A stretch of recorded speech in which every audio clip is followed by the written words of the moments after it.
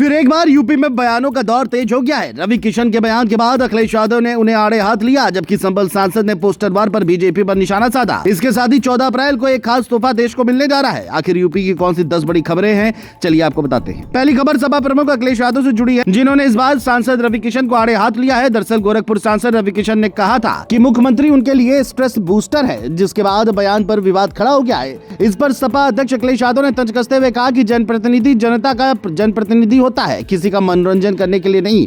बयान के बाद दोनों पक्षों के बीच सियासी टकराव और तेज हो गया है। इस बीच लखनऊ में पोस्टर वार ने सियासत को और गर्म कर दिया है, जहां विवादित होर्डिंग्स पर सपा सांसद जियाउर रहमान बर्ग का तीखा बयान सामने आया है। उन्होंने इसे साजिश बताते हुए कहा कि अगर जवाब दिया गया तो हालात बदल सकते हैं। पोस्टरों में सपा शासन और मौजूदा सरकार को लेकर अलग अलग संदेश दिए गए हैं, जिससे राजनीतिक टकराव खुलकर सामने आ गया है। इस मुद्दे ने चुनाव से पहले माहौल को और ज्यादा तनावपूर्ण बना दिया है। अब ताज नगरी बनेगा दूसरा नोएडा। ये बात इसलिए क्योंकि आगरा में विकास का बड़ा अध्याय शुरू हो गया है, जहां सीएम योगी ने 5142 करोड़ की ग्रेटर आगरा टाउनशिप की नींव रखी।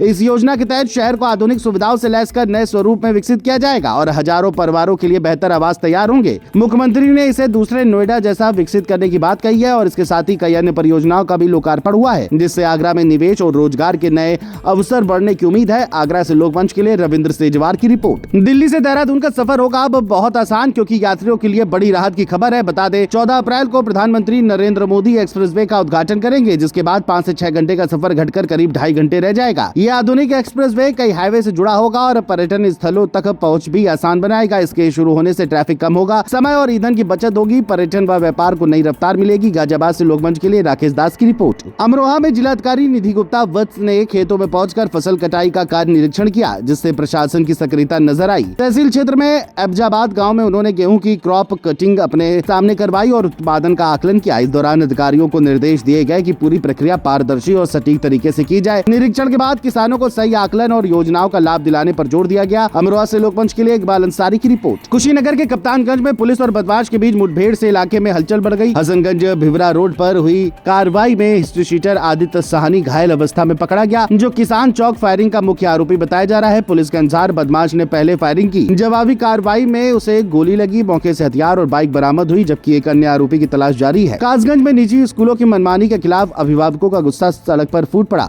महंगी किताबें थोपने के विरोध में युवा संगठन के नेतृत्व में जोरदार प्रदर्शन हुआ, जहां प्रशासन के आदेशों के बावजूद एनसीईआरटी लागू न होने पर सवाल उठाए गए। धरने के बाद अधिकारियों ने सख्त कार्रवाई का भरोसा दिया और नियमों का पालन सुनिश्चित करने की बात कही। फिलहाल आश्वासन के बाद प्रदर्शन समाप्त हुआ, लेकिन अभिभावकों ने चेतावनी दी है कि बदलाव न हुआ तो आंदोलन फिर तेज होगा। कासगंज से लोकमंच के लिए जुम्मन कुरैशी की रिपोर्ट। बांदा में लेखपाल पर छात्र के साथ मारपीट और पैसे मांगने का गंभीर आरोप सामने आया है, जिससे प्रशासन पर सवाल खड़े हो गए हैं। सदर तहसील में छात्र का आरोप है कि ईडब्ल्यूएस प्रमाण पत्र के लिए 5000 रुपए मांगे गए और विरोध करने पर उसके साथ दुर्व्यवहार किया गया। मामला सामने आने के बाद छात्र ने पुलिस से शिकायत की। घटना के बाद प्रशासनिक व्यवस्था को लेकर चर्चा तेज हो गई है और जांच की मांग उठ रही है। बांदा से लोकमंच के लिए साकेत अवस्थी की रिपोर्ट। अगली खबर ग्रेटर नोएडा से है, जहां दादरी में अवैध गैस रिफिलिंग के बड़े खेल का खुलासा हुआ है, जिससे इलाके में हलचल मच गई है।